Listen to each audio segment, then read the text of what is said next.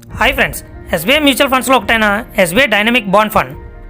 మనం ఈ ఫండ్లో ఇన్వెస్ట్ చేసిన అమౌంట్తో వీళ్ళు బాండ్స్ని కొంటారు. ఇవి మార్కెట్ పరిస్థితులకు అనుగుణంగా ఈ బాండ్ యొక్క డ్యూరేషన్ని మార్చుతూ ఉంటారు. అది ఎలా అంటే, తక్కువ ఇంట్రెస్ట్ ఇచ్చే బాండ్స్ని క్లోజ్ చేసి ఎక్కువ ఇంట్రెస్ట్ ఇచ్చే బాండ్స్లోకి మార్చి మన అమౌంట్ని ఇన్వెస్ట్ చేసి డెట్ మ్యూచువల్ ఫండ్స్ అనమాట ఇవి. అంతేకాకుండా గవర్నమెంట్ వడ్డీ రేట్లు మారుతుంటాయి కాబట్టి దానికి అనుగుణంగా డైనమిక్గా మారుస్తూ దాని నుంచి ప్రాఫిట్స్ని పొందుతారు. అందువల్ల వీటిని డైనమిక్ బాండ్ ఫండ్స్ అని అంటారు. వీళ్ళు ఇన్వెస్ట్ చేసేది వచ్చి government bonds, PSU bonds, corporate bonds, treasury బిల్స్లో అమౌంట్ని ఇన్వెస్ట్ చేస్తారు. వీటికి మార్కెట్ ఫ్లక్చువేషన్స్ వల్ల రిస్క్ అనేది చాలా తక్కువ.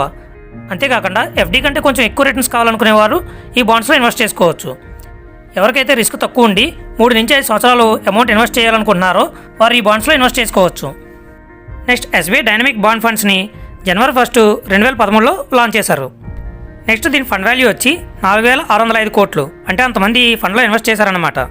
నెక్స్ట్, దీని ఎన్ఏవి 39.7గా ఉంది. నెక్స్ట్, దీంట్లో రిటర్న్స్ చెక్ చేసినట్లయితే లాస్ట్ 1 ఇయర్ 6% రిటర్న్స్ని అందించింది. లాస్ట్ 3 ఇయర్స్ చూసినట్లయితే 7.8%, లాస్ట్ 5 ఇయర్స్ 6.3%గా ఉంది. నెక్స్ట్, ఈ ఫండ్లో మనం లంసంగా ఇన్వెస్ట్ చేయాలంటే 5,000 రూపాయలు, అదే సిప్ రూపంలో ఎవ్రీ మంత్ ఇన్వెస్ట్ చేయాలి అంటే 500 రూపాయలు ఇన్వెస్ట్ చేయవలసి ఉంటుంది. నెక్స్ట్, ఈ ఫండ్కి లాకింగ్ పీరియడ్ అనేది ఏమీ లేదు. అందువల్ల దీంట్లో మనం అమౌంట్ని ఎప్పుడైనా ఇన్వెస్ట్ చేసుకోవచ్చు, ఎప్పుడైనా విత్డ్రా చేసుకోవచ్చు.